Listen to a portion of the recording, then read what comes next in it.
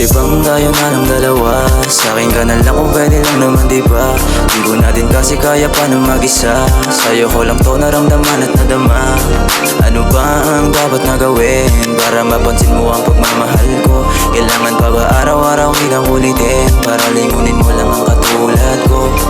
Matagal na kitang gustong tanungin kung ano nga talaga ang pangalan mo. Huwag mo naman sana akong biguin para di na mangamba pa ang puso mo. Pwede bang tayo na lang dalawa? Sa'kin ka na lang kung pwede lang naman diba? Di ko na din kasi kaya pa na mag-isa. Sa'yo ko lang to naramdaman na nadama.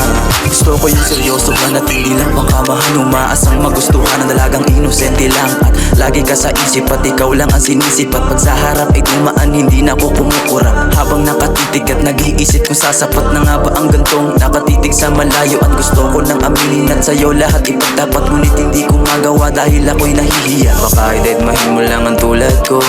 Puso ko'y hindi katulad ng nasa isip mo. Hanggang kailan mananatili sa ganto? Nag-iisip kung gusto mo nga rin ba? Hanggang ba naginip lang ba? Puso ko sa'yo nangamba. At parang daon na doyo na lanta pag hindi ka nakikita. Hindi mo ba napapansin pag ako sa'yo ay nakatingin? Please naman ako ay yung lingunin. Wag mo naman na akong iisnabin. Lumapit ka dito, halika.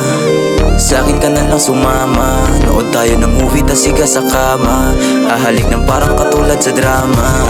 Pwede bang tayo na lang dalawa? Sa'kin ka na lang kung pwede lang naman diba? Di ko na din kasi kaya pa na mag-isa. Sa'yo ko lang to naramdaman at nadama. Ano ba ang dapat na gawin para mapansin mo ang pagmamahal ko? Kailangan pa ba araw-araw kitang ulitin para lingunin mo lang ang katulad ko? Matagal na kitang gustong tanungin kung ano nga talaga ang pangalan mo. Huwag mo naman sana akong biguin para di na mangamba pa ang puso mo. Pwede bang tayo na lang dalawa? Sa'kin ka na lang kung pwede lang naman diba? Di ko na din kasi kaya pa na mag-isa.